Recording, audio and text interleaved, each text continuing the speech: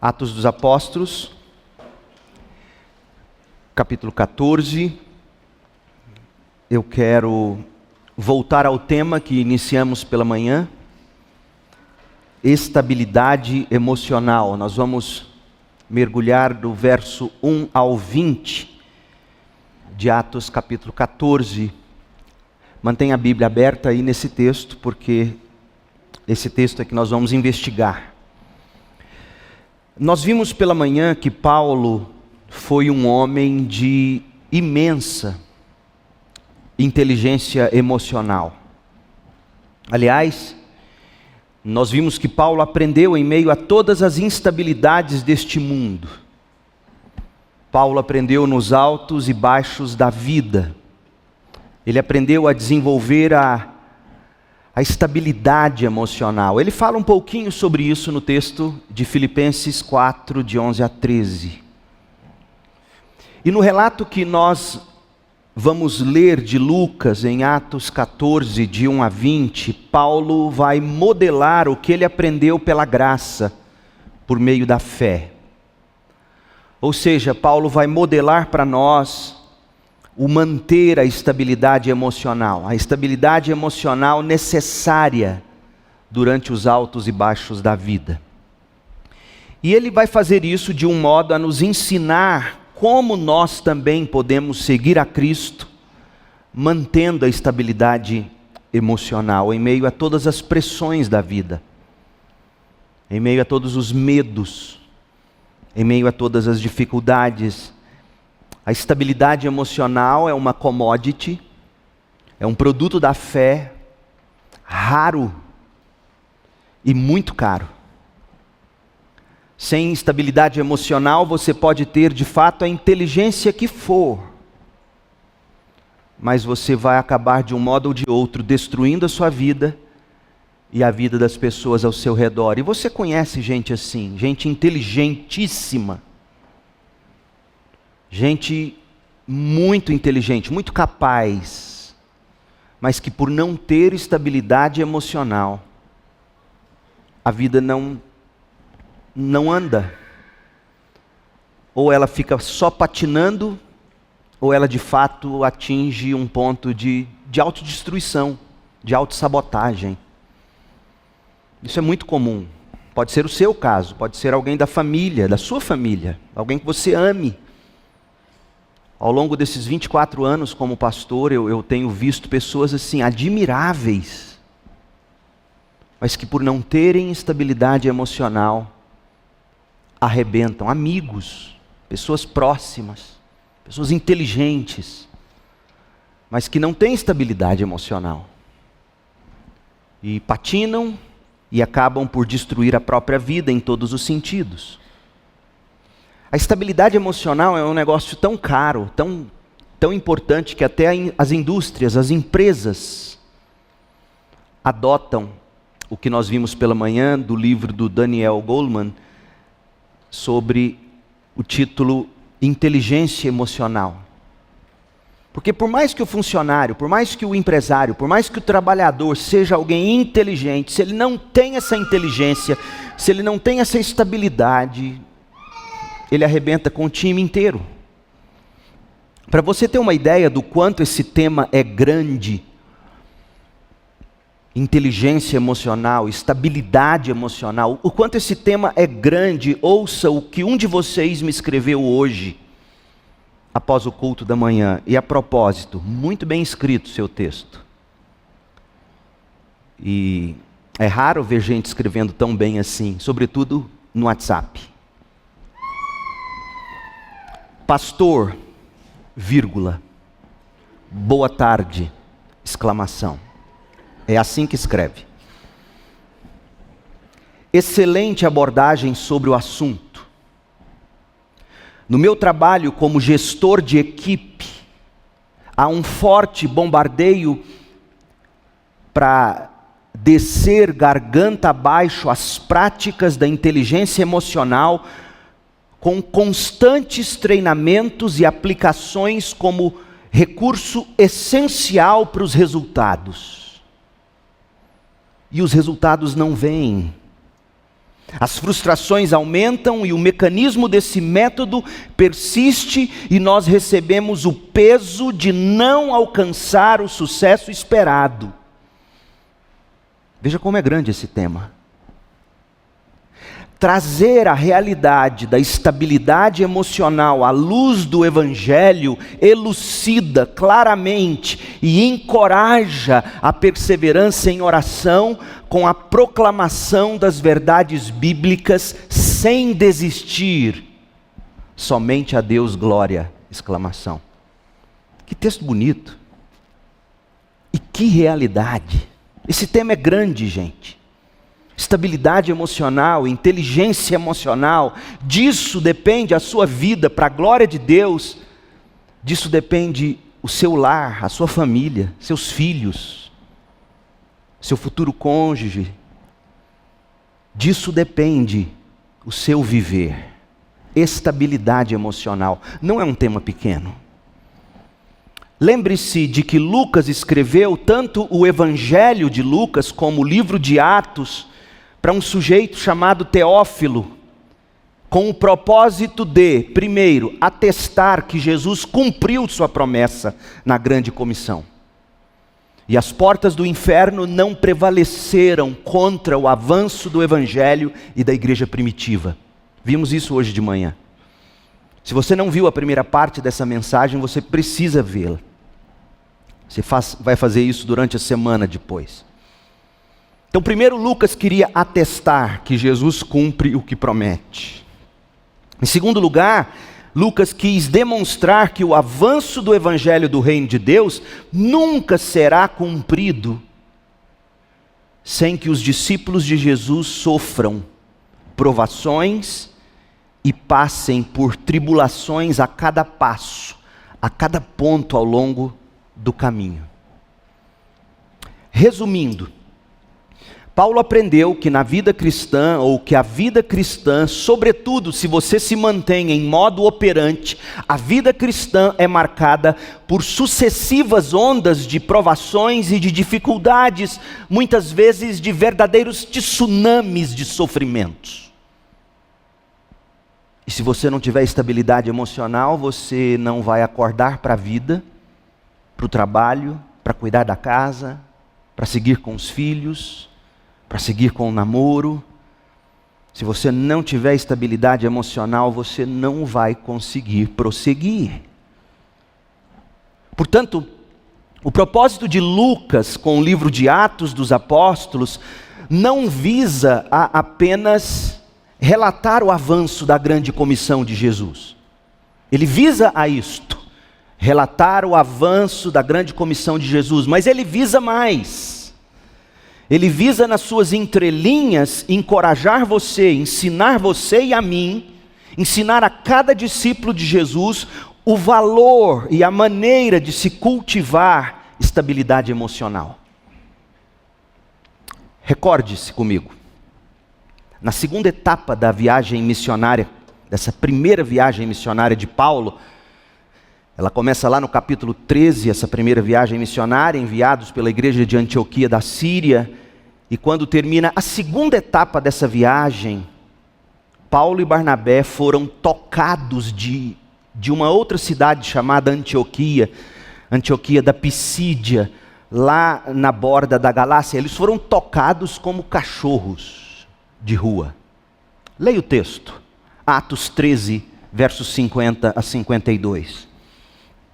Então, os judeus, instigando as mulheres religiosas influentes e as autoridades da cidade, os judeus provocaram uma multidão contra Paulo e Barnabé e os expulsaram dali. E aí entra a estabilidade emocional.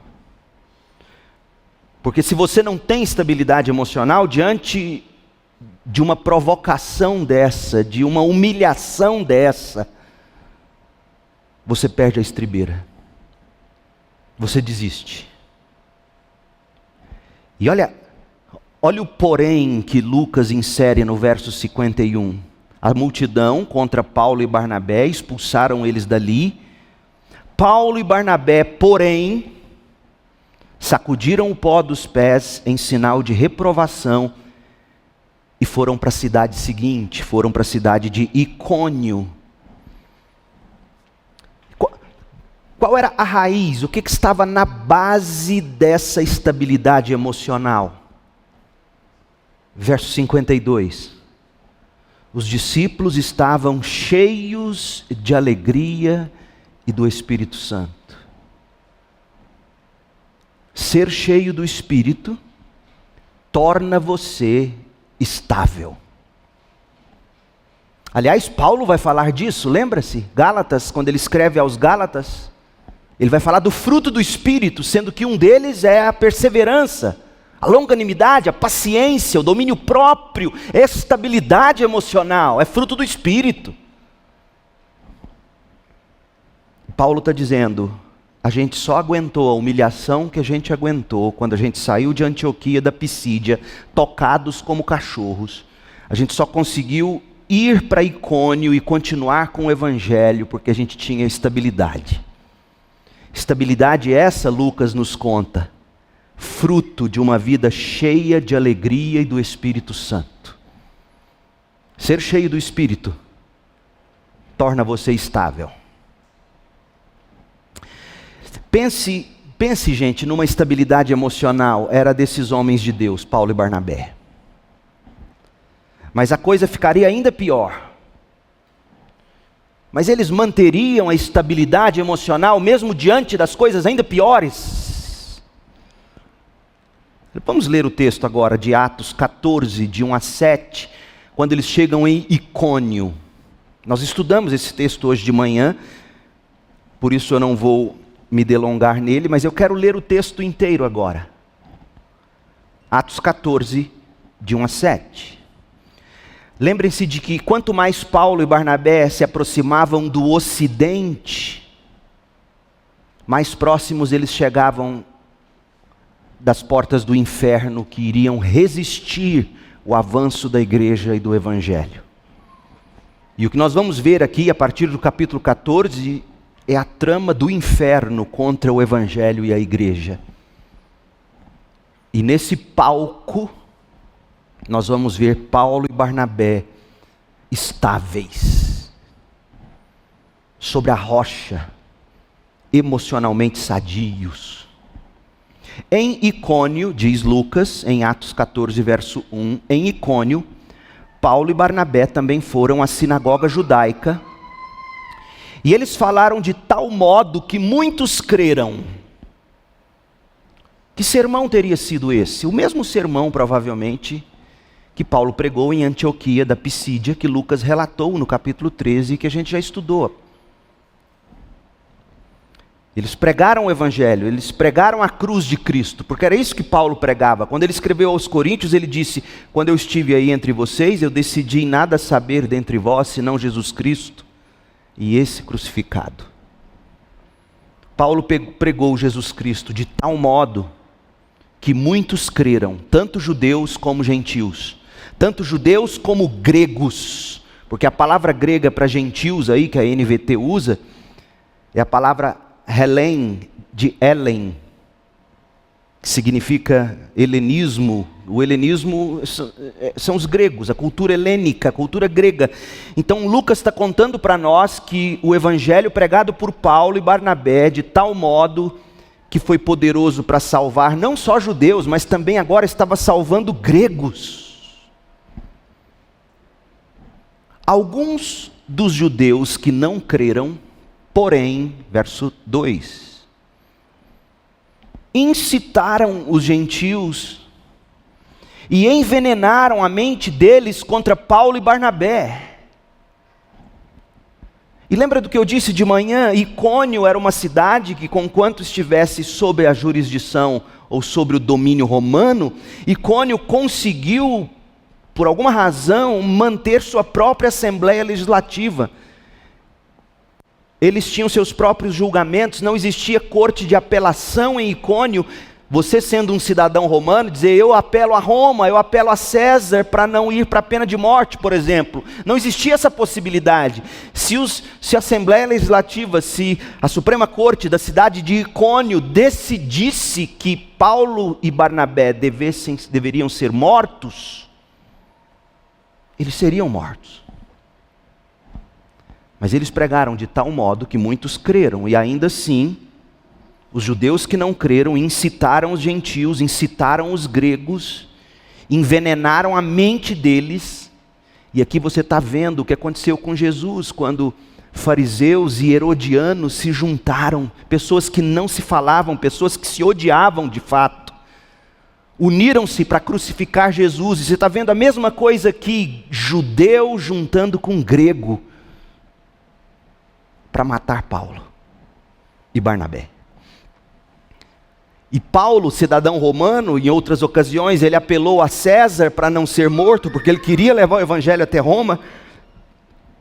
Paulo sabia que se aquela corte de Icônio o condenasse, ele estaria morto. É por isso que Lucas começa o verso 3 dizendo: ainda assim, os apóstolos passaram bastante tempo em Icônio, falando corajosamente da graça do Senhor, que confirmava a mensagem deles, concedendo-lhes poder para realizar sinais e maravilhas. Paulo tinha costas quentes.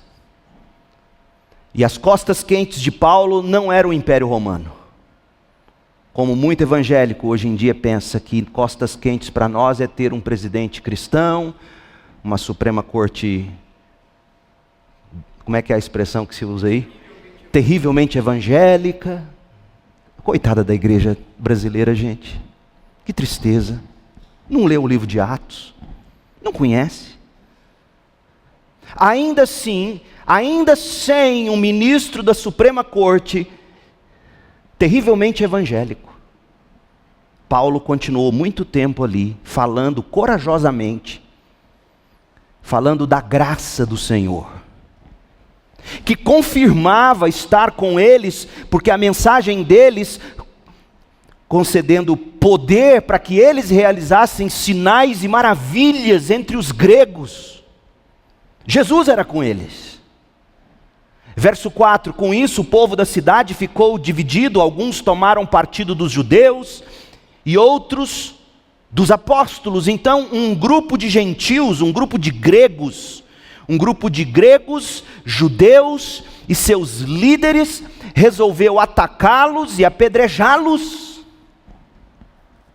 Foi quando Paulo entendeu, é hora de dar no pé daqui, porque a gente tem que chegar em Roma e eles vão nos matar, não é hora de morrer, é hora de pregar.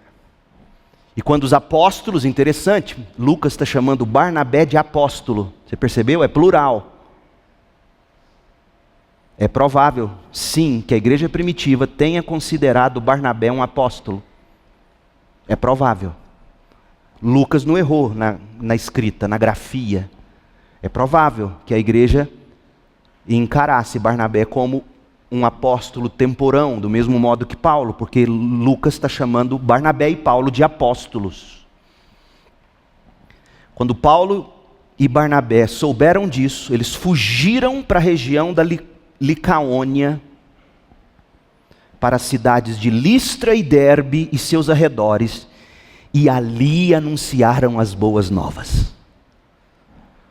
Gente, a graça do Senhor sobre a qual eles pregavam, versículo 3 diz que eles pregavam a graça do Senhor. A graça do Senhor que eles pregavam era a mesma graça que os sustentava, ancorados nessa realidade. E eles se ancoravam na graça de Deus, e isso mantinha Paulo emocionalmente estável. Ele deixava a cidade, ele fugia da cidade, porque ele queria continuar pregando. Mas até quando ele faria isso? Será que ele iria manter a estabilidade emocional? Vamos entrar em Listra, a próxima cidade. Os ventos favoráveis das circunstâncias sopraram a favor.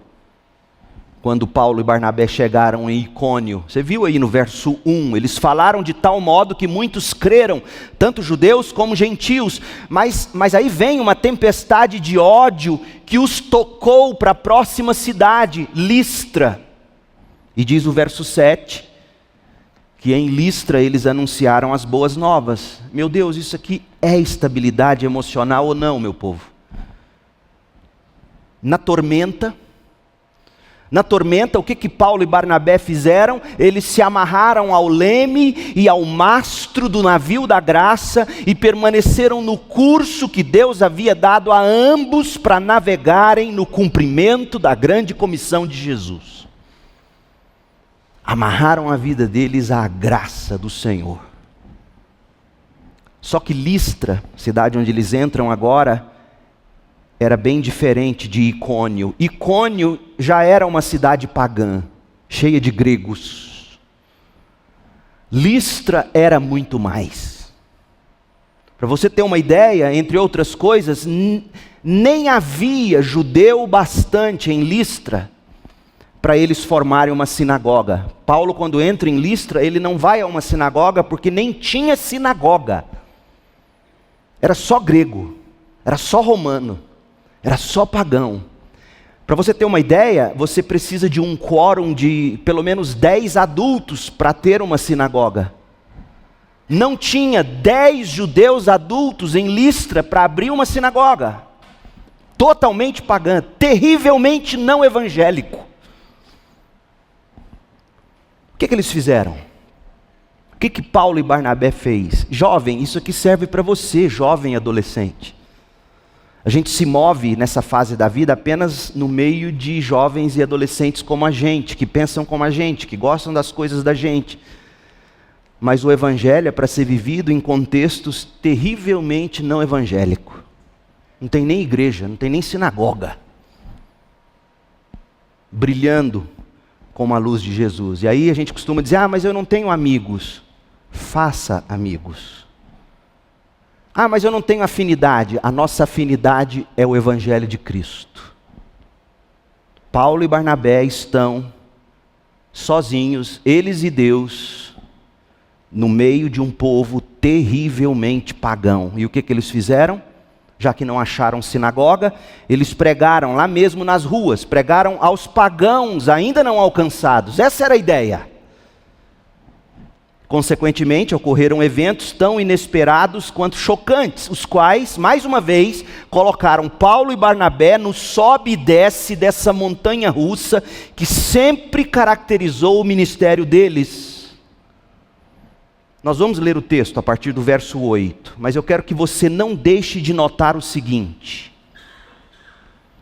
que o mesmo poder de Deus dispensado para salvar os judeus pelo Evangelho de Cristo lá em Jerusalém, estava à disposição dos missionários Paulo e Barnabé para autenticar o Evangelho e salvar os pagãos em Listra. Sabe como é que a gente sabe disso? Você vai ler a partir do verso 8 e você não pode deixar de notar a semelhança entre a cura do aleijado de nascença às portas do templo de Zeus em Listra.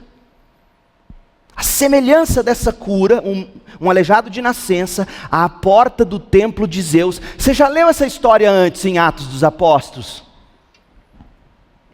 Foi quando Pedro curou também um aleijado, desde o nascimento, que estava às portas do templo em Jerusalém, em Atos 3, de 1 a 11. Os liberais leem textos como esse e falam, está vendo? Contradição na Bíblia, repetindo milagre. Não, bobão, não tem nada a ver com isso. É um recurso literário, relatando uma verdade. Jesus prometeu estar com eles em Jerusalém, Judéia, Samaria, até os confins da terra. E ele estava de fato, tanto que até um milagre é semelhante, é um aleijado também, de nascença também, às portas de um templo também. Como que dizendo, o Evangelho é poderoso para salvar crente, que eram os judeus, e é poderoso para salvar pagão, que são os gregos, os romanos. Leia o texto comigo, Atos 14, verso 8. Enquanto estavam em Listra, Paulo e Barnabé encontraram um homem com os pés aleijados. Sofria desse problema desde o nascimento e, portanto, nunca tinha andado. Estava sentado e ouvia Paulo pregar. Paulo olhou diretamente para ele e, vendo que ele tinha fé para ser curado, disse em alta voz: levante-se. O homem se levantou de um salto e começou a andar. A multidão, vendo o que Paulo havia feito, gritou no dialeto local. Presta atenção, gente. Que tipo de língua esse povo falava? Será que era grego? Provável também. Lembra quando Paulo fala, eu falo 5 línguas, Paulo de algum modo entendia inclusive essas línguas, viu? Paulo olhou diretamente para ele, vendo que ele tinha fé para ser curado, disse em alta voz: levante-se. O homem, se levantando de um salto, começou a andar. A multidão, vendo o que Paulo havia feito, gritou no dialeto local. Como é que Lucas sabia? Porque Lucas colocou em grego, a gente entende, não está aqui um labachúrias, labascantas, não sei das cantas. Eles entenderam o que foi falado naquele dialeto. Dom de línguas? Acho que sim. Acho que sim. Esse dom de línguas existe. Eles entenderam. Os deuses vieram até nós em forma de homens, eles disseram na língua deles. Diz o verso 12: concluíram que Barnabé era o deus grego Zeus e Paulo o deus grego Hermes, pois era Paulo quem proclamava a mensagem. Hermes, palavra grega de onde vem a palavra hermenêutica, interpretação. Paulo interpretava a palavra para eles. Paulo, o deus Hermes, pois era Paulo quem proclamava a mensagem. O sacerdote do templo de Zeus, que ficava na entrada da cidade, trouxe touros e coroas de flores até as portas da cidade, pois ele e a multidão queriam oferecer sacrifícios aos apóstolos. Lembra de Icônio? Foram tocados como desgraçados. E num primeiro momento, aqui em Listra, são aclamados como deuses. Olha a gangorra da vida. João Calvino, quando ele olha para os sinais e maravilhas que foram realizados em Icônio e Listra, João Calvino associa esses milagres à palavra de Deus, dizendo o seguinte, abre aspas: Deus nunca admite que milagres sejam separados de sua palavra. Os milagres provenientes de Deus em qualquer época nunca tendem a nenhum outro fim, senão que o Evangelho possa ter sua perfeita e plena autoridade para salvar o pecador. Fecha aspas. Sim, gente, os milagres em Atos autenticaram e ainda autenticam o poder do Evangelho. Mas os milagres também sempre oferecem muitos riscos. Por exemplo, quando Paulo e Barnabé pregaram e realizaram aqueles milagres, sem saber, Paulo e Barnabé despertaram um gigante adormecido das lendas desses povos pagãos. O que levou aquela gente de Listra a achar que Paulo e Barnabé eram deuses. Que lenda era essa? William Barclay explica que em Listra e nos arredores de Listra corria a história de que uma vez Zeus da mitologia grega e Hermes vieram disfarçados ao mundo. Ninguém lhes dera abrigo, senão 2 velhos camponeses, um casal, o Filemon e a Baucis. Finalmente, Filemon e Baucis acolheram Zeus e Hermes. Mas Zeus e Hermes ficaram irados com os habitantes da cidade, exterminou todo mundo, exceto o casal que os acolheu. E aí esse casal foi promovido a guardiões de um templo esplêndido, dizia a lenda, e que quando eles morreram, eles foram transformados em duas grandes árvores. Então eles lembram dessa lenda, eles lembram, deuses visitaram o nosso povo no passado e a população foi exterminada porque ninguém os reconheceu como deuses. Agora, esse Paulo e esse Barnabé pregando desse jeito e fazendo milagre desse jeito, é Zeus e Hermes de novo entre nós. Veja como milagres, ao mesmo tempo que eles autenticam o Evangelho, oferecem riscos. Então recapitula comigo. Lá em Icônio, Paulo e Barnabé tinham acabado de ser chutados para fora da cidade como se fossem uns desgraçados. Também tinha sido assim na cidade anterior, lá em Antioquia da Pisídia, lembra? Mas agora, os moradores de Listra estavam tratando Paulo e Barnabé como se fossem deuses. Então veja que tipo de pressão está sobre eles. Se lá em Icônio eles foram tentados à autopiedade, estão nos tocando daqui, nós que temos o Evangelho. Se lá eles foram tentados com autopiedade, aqui em Listra eles estavam sendo tentados à soberba. Estamos sendo tratados como deuses, vamos tirar vantagem disso pelo Evangelho. Em ambos os casos, autopiedade e soberba, em ambos os casos, a raiz do pecado é a mesma, orgulho.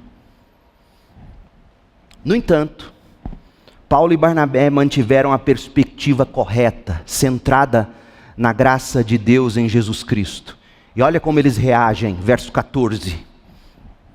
Quando Paulo e Barnabé ouviram o que estava acontecendo, quando eles entenderam no dialeto daquele povo, olha, eles entenderam o dialeto daquele povo, não era o grego. Paulo falava grego, Paulo falava hebraico, aramaico. Ele e Barnabé, quando eles ouviram o que estava acontecendo, Lucas nos mostra que eles não apenas viram a atitude de quem adorava deuses entre eles, mas eles ouviram a fala deles. O que eles fizeram? Eles rasgaram as roupas e correram para o meio do povo gritando, amigos, por que vocês estão fazendo isso? Nós somos homens como vocês. Paulo e Barnabé simplesmente destruíram o altar sobre o qual essas pessoas os estavam colocando. E que altar era esse? A imagem deles mesmos, a imagem de homens deuses. Não! Só um homem Deus andou entre nós, Jesus Cristo, Filho eterno de Deus. Nós não somos deuses. Paulo e Barnabé destroem o altar da idolatria, e ocorre que o altar era a própria imagem deles. Eles rasgam a própria roupa. Era uma atitude no Antigo Testamento muito comum, era uma atitude de pranto, de lamento, você rasgava as vestes. Rúben fez isso, Jacó fez isso, Josué fez isso, outros fizeram isso, rasgaram as vestes em lamento, em pranto. Mas eles venceram essa luta que todo mundo enfrenta. Sobretudo quando você está em posição de liderança. E qual é a luta? É você se manter humano, é você se manter igual a todo mundo, é você mostrar: eu sou crente, eu sou líder, eu sou pastor, eu sou professor, eu sou missionário, mas eu sou gente, eu não tenho auréola de super santo, eu não sou superior a todo mundo. Eu não vou roubar a glória que pertence somente a Deus e o Senhor Jesus Cristo. Aliás, gente, Paulo e Barnabé sabiam o que Deus é capaz de fazer com quem rouba a glória dele. Lembra do homem comido de bicho? Leia comigo, Atos 12, 21. Paulo e Barnabé viram isso. E quando eles viram aqueles homens de Listra idolatrando eles como deuses, eles lembraram imediatamente do que aconteceu com Herodes e disseram: não somos deuses. Atos 12, 21. Conseguiram uma audiência. No dia marcado, Herodes, vestindo seus trajes reais, sentou-se em seu trono e fez um discurso para eles. O povo o ovacionava, gritando: é a voz de um Deus e não de um homem. Herodes gostou, Herodes deixou. E no mesmo instante, um anjo do Senhor feriu Herodes com uma enfermidade, pois Herodes não ofereceu a glória a Deus. Herodes foi comido por vermes e morreu. Enquanto isso, a palavra de Deus continuava a se espalhar e havia muitos novos convertidos. Quando Barnabé e Saulo terminaram sua missão em Jerusalém, voltaram levando consigo João Marcos. Barnabé e Saulo, Barnabé e Paulo testemunharam o que aconteceu com Herodes, quando ele não deu a glória a Deus e roubou-a para si mesmo.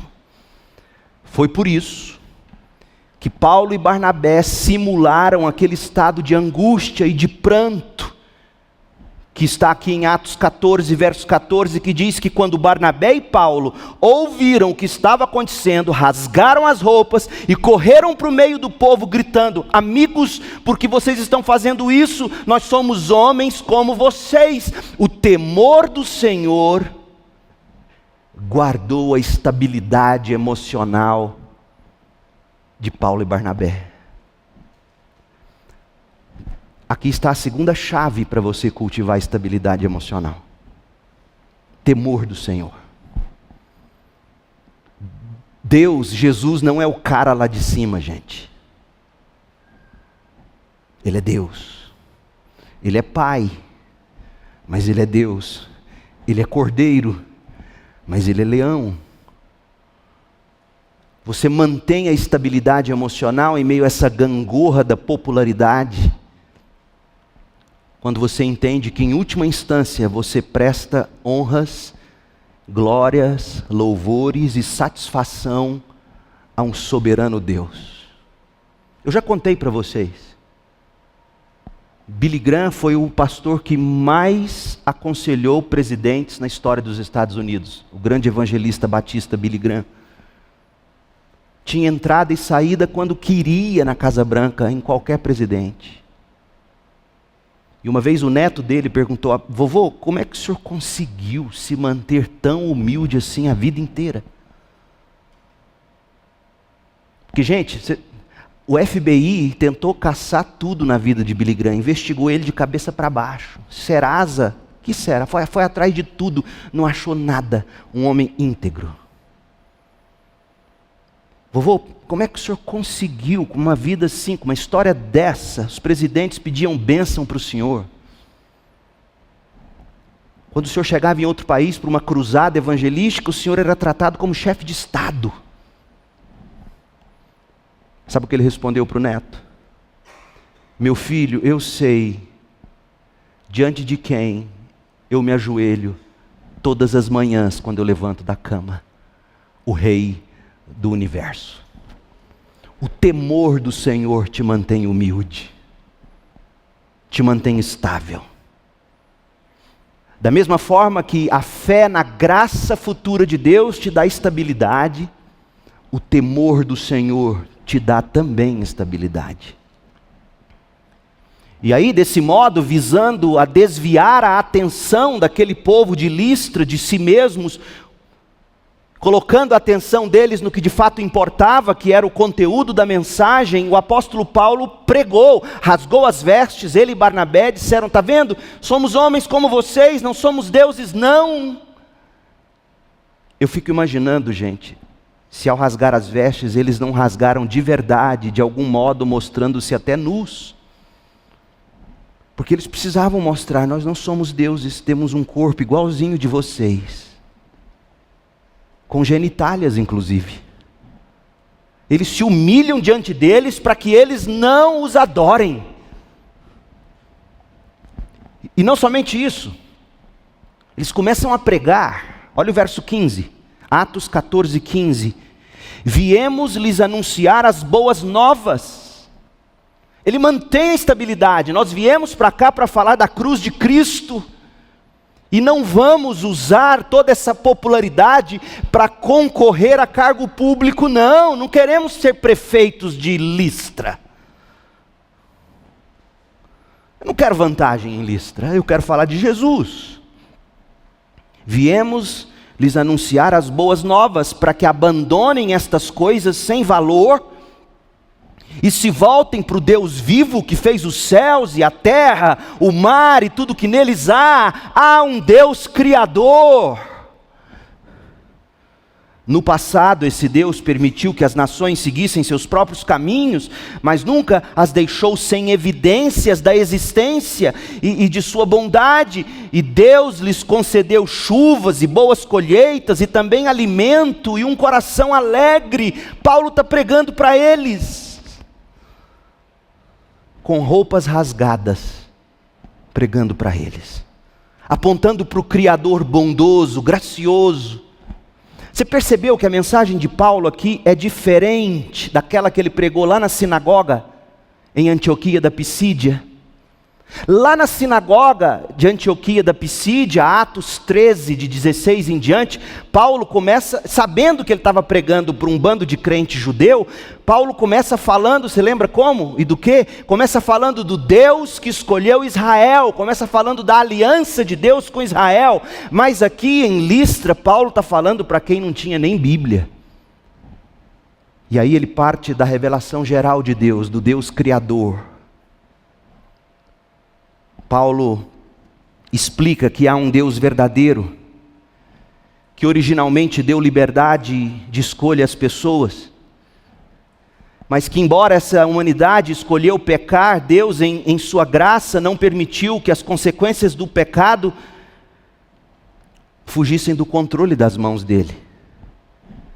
Paulo está mostrando que Deus abençoa todas as pessoas, apesar dos seus pecados. Paulo está pregando o que a gente ouviu aqui sobre na sexta-feira. Paulo está falando da graça comum de Deus. Só que não adiantou nada, gente. Não adiantou nada porque os ouvintes não deixaram Paulo sequer passar da doutrina da graça comum de Deus. Paulo não teve ao menos a chance de chegar perto de anunciar o evangelho da graça gloriosa de Cristo. Então veja, o segredo para ser apedrejado: primeiro, mostre que você é gente como a gente. O ser humano não gosta de gente, gosta de mitos, de deuses. Quando eles veem que Paulo é gente comum, E segundo, Paulo começa a falar que tem um Deus criador, e se tem um Deus criador, a gente presta contas a Ele. Paulo não pôde continuar pregando. É impressionante isso, eu vejo isso no ministério às vezes. As pessoas, especialmente gerações mais antigas, olham para a figura pastoral, por exemplo, como aquela figura de um anjo que não peca, que é perfeito, que tem filhos perfeitos, que porque é filho do pastor, já é o missionário por excelência. É por isso que ao longo da história, os antigos sabem disso, famílias de pastores sofreram tanto, porque são vistos como semideuses na terra. Gente que não tem conta para pagar, gente que não tem saúde para se preocupar, gente que não tem problemas comuns. Os problemas dos pastores e da família do pastor são problemas angelicais. E aí quando você cai na terra e mostra, eu sou gente também. Eu também vou ao banheiro. Eu também passo mal. Eu também tenho necessidade. Eu também peco. Aí a pessoa começa a olhar e dizer, isso não é homem de Deus não. Não é não. Homem de Deus não faz isso. Homem de Deus não vive assim.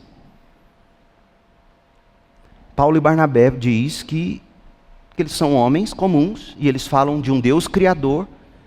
Eles começam a falar da graça comum de Deus, por quê? Porque ele começa da graça comum para terminar em Cristo.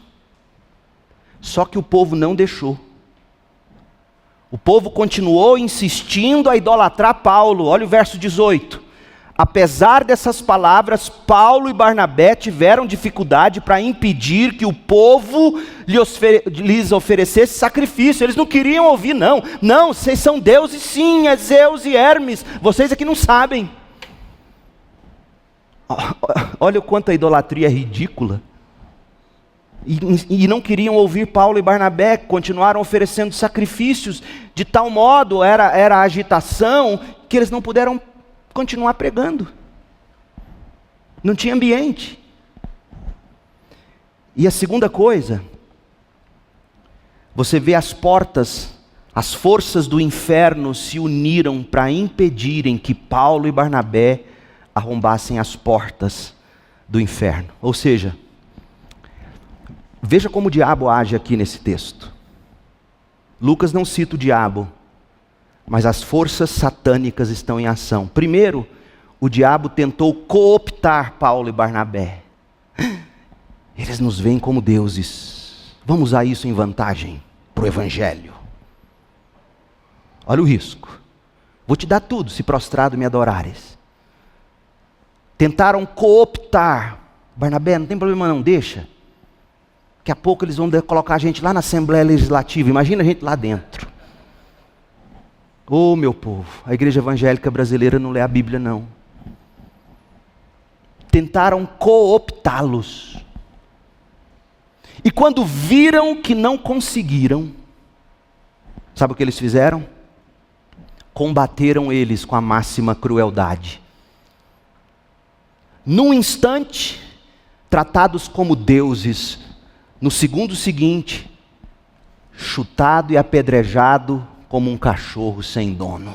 Olha o verso 19.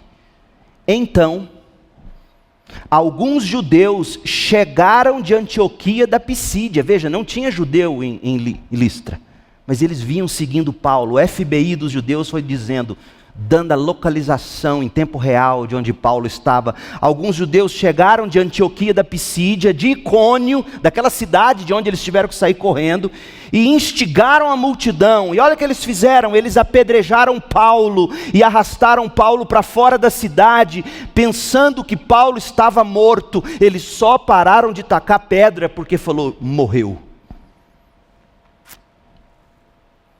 Paulo e Barnabé bateram com a testa nas portas do inferno. Primeiro eles foram adulados, como se fossem deuses, mas na sequência eles foram atacados como se fossem uns desgraçados. As guirlandas se tornaram pedras pontiagudas, hematomas, feridas profundas, ossos quebrados no corpo de Paulo, porque pedrada quebra osso. Um momento atrás, Paulo era um deus. No instante seguinte, ele era um cão escorraçado, dado como morto, jogado em cima do monte de excrementos fora da cidade. Você tem noção? E agora você começa a entender, porque Paulo escreve aos Gálatas, para o povo dessa região. Você começa a entender o que Paulo quis dizer em Gálatas 6,16, eu leio na Almeida Revista Atualizada. Quanto ao mais, Paulo disse aos Gálatas, incluía essa gente aqui. Quanto ao mais, ninguém me moleste, porque eu trago no corpo as marcas de Jesus. As marcas dessas pedradas eu trago no corpo. Eu trago no corpo, como traduziu a NVT, cicatrizes que mostram que eu pertenço a Jesus. Você quer marcar o corpo para Jesus? Tatuagem não vai resolver. Quer marcar o corpo para Jesus? Mostra que você é humano e fale e viva a verdade. Você vai fazer marcas no corpo. Ou melhor, farão marcas no seu corpo. O rosto de Paulo deve ter se desfigurado com tanta pedrada. Eu fiquei imaginando que não deve ter sido por acaso que Paulo tenha recebido. Você sabia que Paulo recebeu o apelido de homem de nariz de tucano, nariz de gancho, nariz de anzol? Ele tinha esse apelido. Documentos antigos falam que ele era um homem de nariz aquilíneo assim. Será que não foi da pedrada que quebrou o osso do nariz e de repente colou torto? Pode muito bem ter sido, não tinha cirurgião plástico. Não tinha Albert Einstein em Listra e Paulo não teria plano de saúde para isso. Paulo carregava no corpo as marcas de Cristo. Esse foi o vale mais profundo da vida de Paulo. Ele tinha passado pelo mesmo tipo de brutalidade que matou Estevão, o mártir cristão que Paulo, o próprio Paulo, com ira e frieza, assistiu ser executado a pedradas em Jerusalém. Certamente que enquanto levava pedradas, enquanto ainda estava acordado, porque chegou num ponto que de tanta pedrada ele ficou inconsciente. Mas enquanto ele ainda tinha consciência e pedras o atingiam, certamente que ele lembrou-se de Estevão. Mas o que é lindo de se ver é que esse apedrejamento não escreveria o capítulo final da vida de Paulo. Estabilidade emocional, lembra? O que você faria? O que você faria, Paulinho, Paulo Rogério? Você é levado para fora da cidade como morto, é jogado num lixão, tacaram pedra em você, quase te mataram, quebraram ossos, feriram você para sempre. O que você faria? Olha o que Paulo fez. Olha o verso 19. Apedrejaram Paulo, o arrastaram para fora da cidade, pensando que ele estivesse morto. No entanto, quando os discípulos o rodearam, por que os discípulos rodearam? Foram lá fora. Depois que a poeira sentou, foram lá, vamos pegar o corpo de Paulo, não vamos deixar ele lá não, os bichos vão comer ele, vamos dar um sepultamento digno, pelo menos, para esse homem. Sabe quem eram as pessoas que estavam nessa multidão de discípulos que rodearam Paulo? Barnabé, claro que estava. Mas sabe quem mais certamente estava? Timóteo, Eunice, Lloyd, a mãe e a avó de Timóteo. Porque eles eram de Listra, converteram-se agora aqui. E quando Paulo vem na segunda viagem missionária, no capítulo 16, ele leva Timóteo com ele, Timóteo que dava bom testemunho, Timóteo assistiu esse homem estável. E Timóteo falou, eu quero esse Jesus para mim. Eu quero uma vida assim para mim. E aí eles ao redor de Paulo, quando os discípulos o rodearam, Paulo se levantou. E o que ele fez? Saiu correndo. Barnabé, vamos embora daqui, senão nós vamos matar, eu estou morrendo, coitado de mim, vamos para a jurisdição romana, pelo menos lá eu tenho César. Não, olha o que ele fez, ele entrou novamente na cidade, estabilidade emocional. E no dia seguinte partiu com Barnabé para Derbe.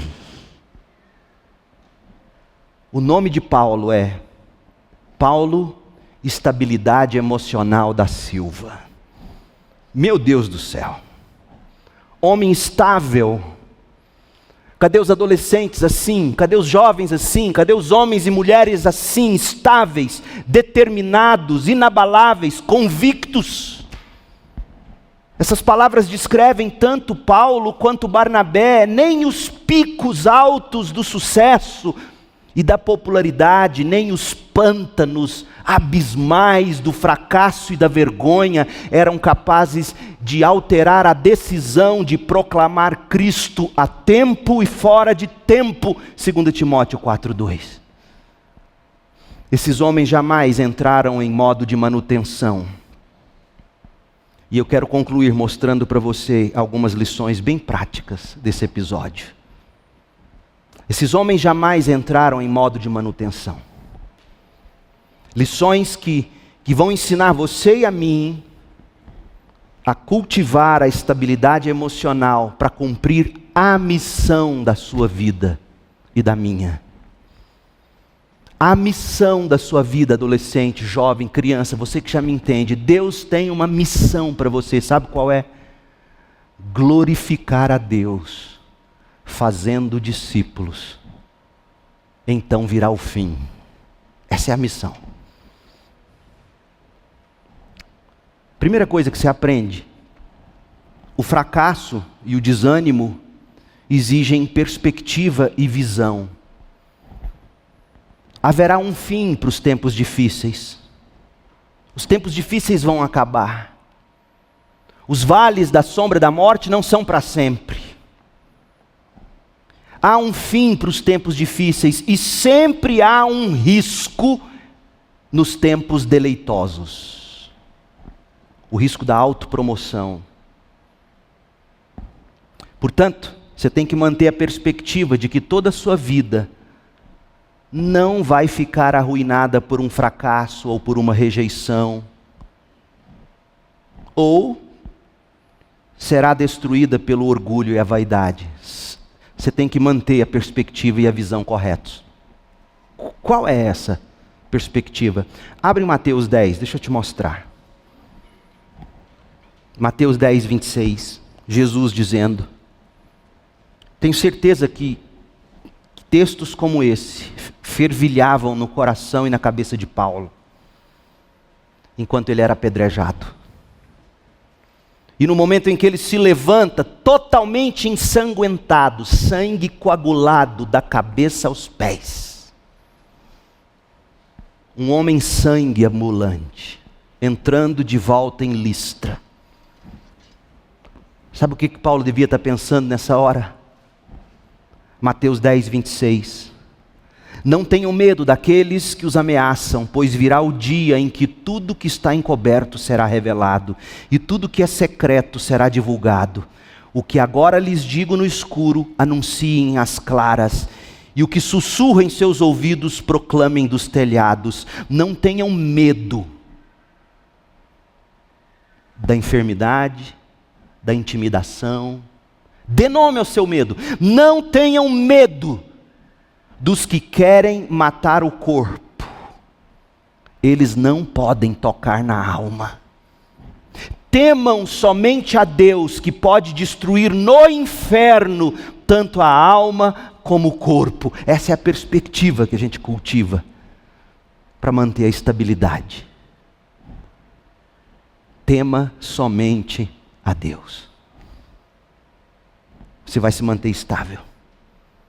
Quando te apedrejarem ou quando te aclamarem, você vai saber o seu lugar. Temam aquele que pode destruir no inferno tanto a alma como o corpo. O que você mais teme na vida? Os seus temores causam toda essa instabilidade na sua vida. Os seus temores te controlam, os seus temores são seus deuses. E eles destroem você. E Jesus está dizendo: temam somente a Deus, porque Ele sim mata e destrói o corpo e a alma no inferno. A doutrina do temor do Senhor é um pilar para você fincar seus pés na estabilidade emocional. O temor do Senhor te mantém vigoroso. Segundo, o sucesso e a alegria, eles têm que ser temperados com realidade e humildade. Você tem que se lembrar, como Spurgeon escreveu, de que Deus é quem realiza a obra, e Deus pode continuar a realizá-la sem a sua ajuda. E saiba que Deus será capaz de continuar fazendo com outros meios, sempre que reduzir a você de tamanho, disse Spurgeon. Mantenha a humildade. Mantenha na perspectiva correta quem você é. Olha o que Paulo escreveu. Olha como é que ele se via. Era isso que dava estabilidade para ele. Era isso que mantinha ele imune ao vírus do orgulho, da vaidade, por tantas conquistas que esse homem teve para o Evangelho. Olha como ele não se sucumbiu no pântano do orgulho e da autolamentação. Olha o que ajudou Paulo a se manter estável. 1 Coríntios 15, verso 10. O que agora sou, Paulo diz, porém, O que agora sou, porém, deve-se inteiramente à graça que Deus derramou sobre mim. Pela graça de Deus eu sou o que sou, é graça do começo ao fim. Graça que não foi inútil. Trabalhei com mais dedicação que qualquer outro apóstolo. Ai, Paulo, peraí, agora você... Não, escuta Paulo, escuta ele falando. Eu trabalhei com mais dedicação que qualquer outro apóstolo, porque humildade não é você dizer, não fiz nada. Isso não é humildade. Isso é vaidade transvestida. Não fiz nada não, que isso? Paulo diz, eu trabalhei sim, com mais dedicação que qualquer outro apóstolo. Só que eu tenho consciência de que não fui eu. Foi Deus que em sua graça operou por meu intermédio. Você é só um vaso. Você é só um vaso. Logo, não faz diferença se eu prego ou se eles pregam, pois todos nós anunciamos a mesma mensagem, na qual vocês já creram. Estabilidade emocional é adquirida quando você entende que é pela graça de Deus que você é quem você é. Feio ou bonito, magro ou gordo, cabeludo ou careca, bem-sucedido ou não, é a graça de Deus. Saudável ou não, é a graça de Deus. Sem tempo para você ou não, é a graça de Deus. Pela graça de Deus eu sou o que eu sou. E essa graça não é inútil. E eu trabalho com dedicação mais do que qualquer pessoa nessa casa. Já viu a dona de casa? Eu trabalho mais do que todo mundo. Sim, minha irmã. Mas é a graça de Deus operando por seu intermédio. O marido que chega, não, mas eu que ponho pão, comida nessa casa. Sim, varão de Deus. Mas é a graça de Deus por seu intermédio. Ou quando você crê nisso, quando você vive isso, você aprende a ser estável. Terceiro, Paulo e Barnabé nos lembram de que o equilíbrio requer estabilidade. Quando os ventos da mudança sopram e rodopiam ao redor, você precisa firmar o pé no chão, manter o equilíbrio. E esse equilíbrio vem da estabilidade de alguém que confia no Senhor enquanto atravessa o temporal. Lembra do que Paulo escreveu aos Coríntios na segunda carta? Veja lá, 2 Coríntios 1. E o que Paulo vai relatar aqui certamente envolve o que ele viveu em Listra. Porque Listra, na região da Galácia, ficava bem perto da Ásia, sobre a qual Paulo vai falar aqui.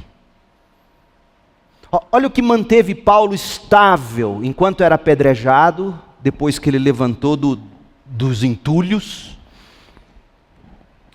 2 Coríntios 1:8.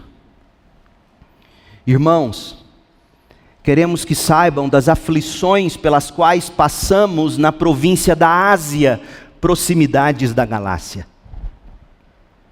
Fomos esmagados e oprimidos, além da nossa capacidade de suportar. Sabe aquele dia que você acorda ou chega no fim dizendo, eu não aguento mais um dia desse. Fomos esmagados e oprimidos além da nossa capacidade de suportar e pensamos que não sobreviveríamos.